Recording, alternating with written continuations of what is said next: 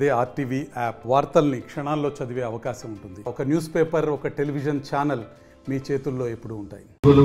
Okay, ఇవాళ రాష్ట్ర వ్యాప్తంగా పార్టీ పిలుపు మేరకు అర్హత కలిగిన రైతాంగం అందరికీ రుణమాఫీ చేయాలనే డిమాండ్తో తెలంగాణ వ్యాప్తంగా అన్ని నియోజకవర్గ కేంద్రాల్లో పెద్ద ఎత్తున రైతుల్ని సమీకరించి పార్టీ పరంగా కేటీఆర్ గారు ఇచ్చిన పిలుపు మేరకు మనందరం ఇవాళ ఎన్ని శుభ కార్యక్రమాలు ఉన్నా, వర్షం వచ్చినా కూడా మరి హాజరైన మీ అందరికీ పేరు పేరున హృదయపూర్వక నమస్కారం తెలియజేస్తున్నాం. ప్రతిపక్షంలో ఎంతమంది చేసాం అనేది కాదు, న్యాయమైన సమస్య మీద మనం ఎంత నిరసన తెలియజేశామనేదే ముఖ్యంగా మనం భావించాల్సిన అవసరం ఉన్నది. ఇవాళ తెలంగాణ ప్రభుత్వం చేపట్టిన ఈ రుణమాఫీ చిత్తశుద్ధి లేని రుణమాఫీ. ఆగస్టు 15 వరకు హరీష్ రావు గారు డిమాండ్ చేశారు కాబట్టి మేము చేసినామని చెప్పి అనిపించుకునే రుణమాఫీ తప్ప ఒక శాస్త్రీయ ఆధారం కానీ, ఒక లెక్కలు కానీ, ఎంతమందికి ఏ రకంగా ఇయ్యాలో ఒక తెలవని పరిస్థితి ఈరోజు ఈ ప్రభుత్వానికి ఉంది. వాస్తవంగా రుణమాఫీ ముందు ముఖ్యమంత్రి గారు అధికారంలోకి వచ్చే ముందు మీరందరూ పరిగెత్తండి, బ్యాంకులకు వెళ్ళండి, 2 లక్షలు తీసుకోండి, మేము రుణమాఫీ చేస్తామని చెప్పి కాంగ్రెస్ పార్టీ ఆ రోజు పిసిసి అధ్యక్షులుగా ప్రస్తుతం ముఖ్యమంత్రి గారు రైతాంగానికి పిలిపివ్వడం జరిగింది. అది నమ్మి రైతాంగం పెద్ద ఎత్తున లోన్స్ తీసుకుంటే ఇవాళ ఏం చెప్తున్నారంటే పైన మీరు వడ్డీ కడితే తప్ప మేము రుణ విముక్తులు చేయలేమని చెప్తున్నారు.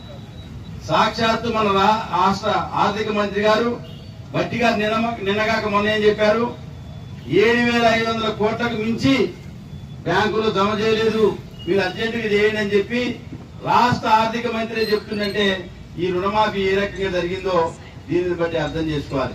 చెప్పిన అనేక సాంకేతిక కారణాలు ఇప్పుడు చెప్తున్నారు. నేను ఒకటే అడుగుతున్నా, గత 10 సంవత్సరాలు రైతు బంధు వేసినప్పుడు ఎవరైతే వ్యవసాయం చేస్తున్నారో, ఎవరైతే వ్యవసాయ భూమి కలిగి ఉన్నారో వాళ్ళందరికీ ఏ రకంగా రుణమాఫీ పడది, అదే రైతు బంధు పడది. దయచేసి అర్థం చేసుకోవాలి. అంటే ఆ రోజు మరి ఏ సాంకేతిక కారణాలు లేవు, అదే రైతులు అదే అకౌంట్స్, బ్యాంకులు అదే అకౌంట్స్ ఉన్నాయి, అదే రైతుల పేర్లు. ఇప్పుడు సాంకేతిక కారణాలు ఎందుకు వచ్చినాయి అంటే రైతు బంధు సాఫీగా పడినప్పుడు అడ్డం రాని సాంకేతిక కారణాలు ఇవాళ రుణమాఫీకి ఎందుకు వస్తున్నాయి మీరు ఆత్మ పరిశీలన చేసుకోవాల్సిన అవసరం ఉన్నది.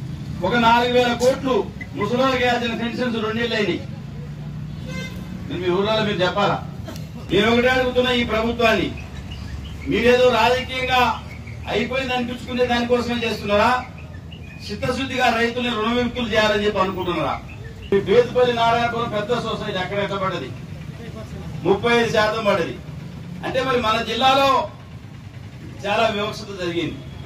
ఇవాళ మనం ధర్నా చేస్తున్నామంటే మన మీద ఎదురుదాడి చేస్తున్నాం. నేను ఒకటే అడుగుతున్నా, గత 10 ఏళ్ళ అధికారం ఎవరు అనుభవించారు? మనం ఎవరు అనుభవించలే. ఆ ప్రభుత్వాల్లో మంత్రులుగా ఉండి, ఆ ప్రభుత్వంలో బాధ్యత వహించి, ఆ పార్టీలో ఉండి ఎన్నికలకు 2 ఏళ్ల ముందు పోయి మన మీద ఇప్పుడు ఎదురుదాడి చేస్తున్నారు. వాస్తవం చెప్పాలంటే మన మంత్రులుగా మనం పనిచేసినామా?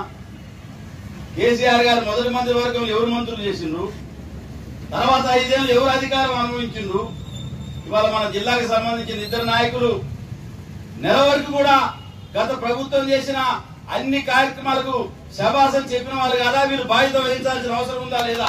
దయచేసి అంటే 2 నెలల ఎన్నికల నోటిఫికేషన్ ముందు పార్టీ మారి గత విధానాల మొత్తాన్ని కూడా వీళ్ళు విమర్శిస్తున్నారు.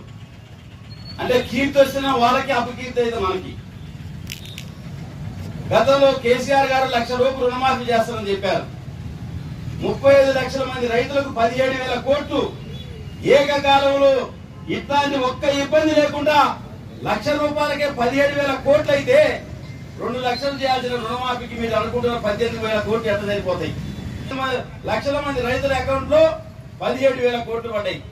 అంటే వాళ్ళు మీరు 2 లక్షలు వేయాలంటే మీరు చెప్పింది 47 లక్షల మంది రైతులు అని చెప్పారు. అంటే 47 లక్షల మంది రైతుల కంటే 40 కోట్ల పైన డబ్బులు అవసరం కావాల్సి ఉంటే ఇప్పటి వరకు కేవలం బట్టి గారు చెప్పినట్టుగానే 7,500 కోట్లు మాత్రమే పడ్డాయి. దయచేసి అట్లాంటి రైతు బంధులు మీరు ఆపి మేము 5 ఎకరాలకి వేయాలన్నా 10 ఎకరాలకి వేయాలన్నా చర్చ పెడుతున్నామని చెప్పి మీరు 2 కార్లు ఎక్కొట్టారు. ఒక కారు 5 ఎకరాల లోపల ఎవరికి పడలే, ఎక్కువ మంది. రెండోసారి అసలు పడలే. ముసలి వాళ్ళకి వేయాల్సిన పెన్షన్ డబ్బులను ఆపి అయ్యే 14,000 కోట్లు రెడీగా ఉన్న ఆ డబ్బుల్ని మీరు ఆపి ఈ రోజు చాలా రకాల కార్యక్రమాలు చెప్తున్నారు. అందుకనే ఇది సరైన విధానం కాదు. దయచేసి రైతు సోదరులకి ఈ వేదిక ద్వారా విజ్ఞప్తి చేస్తున్నాం. ఇవాళ ఇది ప్రారంభం మాత్రమే, ఇది అంతం కాదు, ఆరంభం మాత్రమే ఈ పోరాటం. మనం చివరి రైతుకు అర్హత కలిగిన రైతుకు రుణమాఫీ అయ్యేంత వరకు ఏ కార్యాచరణకైనా మనం సిద్ధంగా ఉండాలి. మనం అడుగుతుంది న్యాయమైన సమస్య. వ్యక్తిగత దేశంతోనో లేదా ఎవరినో విమర్శించాలనో ఎవరినో నిందించాలనో వ్యక్తిగత దూషణలు చేయాలనో మనం ఈ ఆందోళన కార్యక్రమం చేయట్లే. దయచేసి ఆలోచించండి. వీళ్ళు వదిలిన సీతారామ సాగర్ ప్రాజెక్టు ఉంది, నీళ్ళు వస్తున్నాయి. ఇప్పుడు మోటార్లు ఆన్ చేసి నీళ్ళే రావట్లే. వాస్తవంగా పోయి చూడండి. ఇప్పుడు అంటే కేసీఆర్ గారు చేసిన దానికి మొత్తం ఆకాశం నుంచి నీళ్లు పడ్డట్టుగా మేము 75 కోట్లతోనే నీళ్లు ఇచ్చామని చెప్పి వాళ్ళు చెప్తున్నారు. అంటే కాలువలు తీయకుండా ఏనుకూరు కాడ ఎన్ఎస్పీ లింక్ కెనాల్ జరిగితే గోదావరి నుంచి నీళ్ళు వస్తాయా? అంటే మరి ఈ రకంగా చెప్పదలుచుకుంటుందో దీన్ని బట్టి మనం అర్థం చేసుకోవాల్సిన అవసరం ఉంది. అంటే వీళ్ళు గత ప్రభుత్వంలో బాధ్యత వహించి మంత్రులుగా ఉండి ఆ ప్రభుత్వ నిర్ణయాల్లో భాగస్వామ్యం ఉండి అన్ని కార్యక్రమాలకు మద్దతు తెలియజేసి ఇవాళ మళ్ళీ తిరిగి ఆ కార్యక్రమాలు విమర్శిస్తుంటే ఇది ఎంతవరకు సమంజసమో దయచేసి అర్థం చేసుకోవాలి. మనందరం కూడా కార్యకర్తలుగా నాయకులుగా పనిచేసాం తప్ప ప్రభుత్వంలో మనం భాగస్వామ్యం కాదు. అధికార పార్టీ ఉండొచ్చు. మిగతా అందరి రైతుల దగ్గర అప్లికేషన్ స్వీకరించి మనం దండయాత్ర లేకపోతే బొమ్మలు దగ్ధం చేయాలనో మనం అట్లాంటి అసాంఘిక కార్యక్రమాలు మనం ఏదో చేయాలని మనం అనుకోవట్లే. ఒక పద్ధతిగా శాంతియుతంగా రైతులకి న్యాయం జరిగే విధంగా ఇలా రాజకీయ లబ్ధి కోసం స్వార్థం కోసం కాకుండా చివరి రైతుకు అర్హత కలిగిన రైతుకు రుణమాఫీ జరిగే విధంగా మనందరం కూడా కార్యక్రమాలు తీసుకోవాల్సిన అవసరం ఉన్నది. ఎందుకంటే ఈ ప్రభుత్వం వచ్చిన కొద్ది రోజులైనా మన టైమింగ్ 100 రోజుల పాటు మనం ఎక్కడ కూడా ఆందోళన చేయలే. ఈ రోజు ఆల్రెడీ ఆగస్టు నెల అయిపోతుంది. అంటే 8 నెలలు దాటిపోయింది ప్రభుత్వానికి. అంటే 8 నెలల్లో వాళ్ళు ఏం చెప్పారు? మేము 100 రోజుల్లోనే 6 గ్యారంటీలు అన్నారు. కానీ వాళ్ళు ఇచ్చింది 420 హామీలు. పేరుకి హారనే చెప్తున్నారు తప్ప ఈ 420 హామీల అమలు మీద దృష్టి పెట్టకుండా ఇతర వర్గాలకు సంబంధించిన అనేక కార్యక్రమాల మీద మీరు హామీ ఇచ్చారు. మరి పెళ్లిళ్ళు అయితే తులం బంగారం ఇస్తున్నారు. మరి పెళ్లిళ్ళు జరగట్లేదా? డిసెంబర్ 9 తర్వాత తెలంగాణలో పెళ్లిళ్ళు కాలేదా? కొన్ని లక్షల పెళ్లిలేని మరి బంగారం వెళ్ళిపోయింది. వీళ్ళు వచ్చినాక మరి డిసెంబర్ 9 తర్వాత కనీసం పాల పెళ్లిళ్ళకి ఇవ్వలేదు. మీ ప్రభుత్వం వచ్చినాక డిసెంబర్ 9 తర్వాత పెళ్లిలేనే కదా, వాళ్ళకైనా మీరు బంగారం ఇస్తారా లేదా? దయచేసి మనం ఆలోచించాలా. బ్యాంకులు ఉన్నాయి. ఆ బ్యాంకులన్నీ కూడా రైతులకు రుణాలు ఇచ్చినాయి. ఆ గ్రామాల వారీగా సొసైటీల వారీగా మరి మీరు తీసుకొని ఆ గ్రామ పంచాయతీల వారీగా మీకు ఎందుకు కాలేదు కారణం వాళ్ళు తెలుసుకోండి. ఈ మొత్తం కూడా పక్కనే పూర్తి చేసి చివరి రైతు వరకు కూడా వేయాలని చెప్పి ప్రభుత్వానికి విజ్ఞప్తి చేస్తూ మరి ఈ రోజు ఈ ధర్నా కార్యక్రమంలో పెద్ద సంఖ్యలో పాల్గొన్న మీ అందరికీ కూడా పేరు పేరున హృదయపూర్వక నమస్కారం తెలియజేస్తూ ఈ రోజు ధర్నాతోనే మనం ఈ కార్యక్రమం ముగిసలే. ఇంకా చివరి రైతు మరి ఈ విముక్తి అయ్యే విధంగా అప్పు నుంచి ఎవరైతే మరి రైతులు ఉన్నారో వాళ్ళందరూ కూడా ఈ రుణమాఫీ అయ్యే విధంగా మన యొక్క సహకారం ప్రతిపక్ష పాత్రకు ఇవ్వాలి. ఇలా ప్రజాస్వామ్యంలో అధికార పక్షానికి ఎంత పాత్ర ఉందో ప్రతిపక్షానికి ఉంది. ఇలా పార్లమెంట్ లో రాహుల్ గాంధీ గారు బీజేపీ ప్రభుత్వం మీద పోరాడట్లేదా? ఆయనకు హక్కు ఉన్నప్పుడు మనకెందుకు హక్కు లేదని చెప్పి నేను అడుగుతున్నా.